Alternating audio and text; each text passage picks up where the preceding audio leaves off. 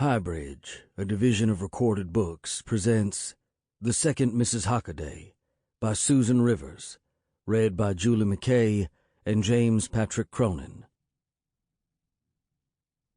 Know that in time those things toward which we move come to be. Marcus Aurelius, Book 6, The Emperor's Handbook, translated by C. Scott Hicks and David V. Hicks. Part 1. Descent.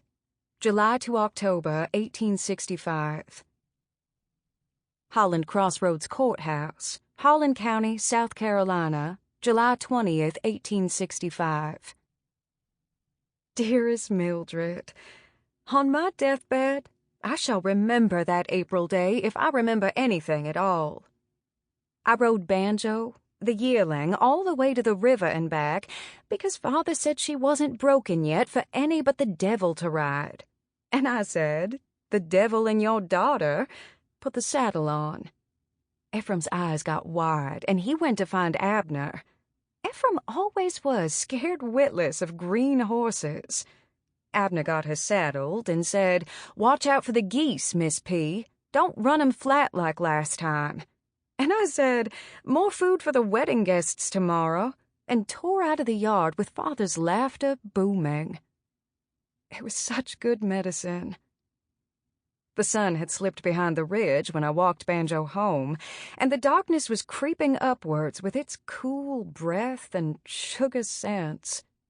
I smelled cigar smoke from the arbor. The horse walked straight there and dropped ahead, cropping the new shoots on the scuppernong and ignoring me because she knew her work was done. Father ducked out of the arbor, followed by a thin, tall man with a wind-burned face as craggy as a shagbark stump. He wore an officer's uniform, not very clean, and the hair slipping over his eyes was too long for good society. "Did you wear her down?" Father asked, feeling Banjo's neck for sweat, and I answered, "She's too gentle for the devil anyhow," not knowing why I should be bragging for a stranger's benefit. The soldier didn't smile, but the way his dark eyes fixed on me made my skin stand away from my body in the oddest way. "This is Major Hockaday," my father told me. "He bought a mule from me today. Major, this is my daughter Placidia." "The daughter being married tomorrow?" the soldier asked, disbelieving. He hadn't taken his eyes off me. I thought about how wild and dirty I must look after galloping through rough country since lunchtime, and I regretted not going straight to the barn. But Father shook his head and clarified that Agnes, the bride, was his second wife Carthine's child, and did not live with us at Valois. "What mule did you buy?" I asked, so I could keep the Major talking, and when neither man answered, I said, "Brownie, with the star on her forehead?"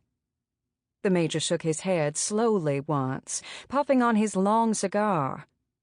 "Do you advise that?" he asked, with his face all in shadow except when the embers lit up his cheeks and eyebrows, and I shook my head slowly, not knowing how I found the brass to say, "No, sir. We call her Brownie, for she is always in the rear."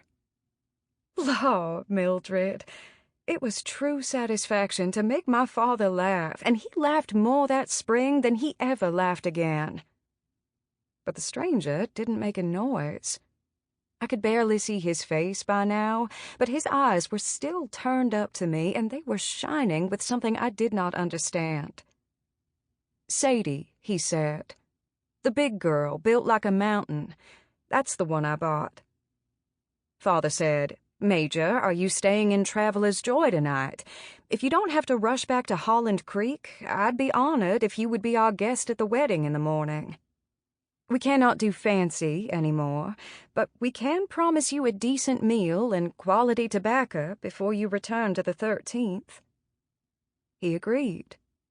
He and my father talked some more while Banjo chewed the vines and snorted. Just as I flicked the reins to start her towards the barn, the Major said to Father, not to me, "Placidia, that's an unusual name." Sample complete. Ready to continue?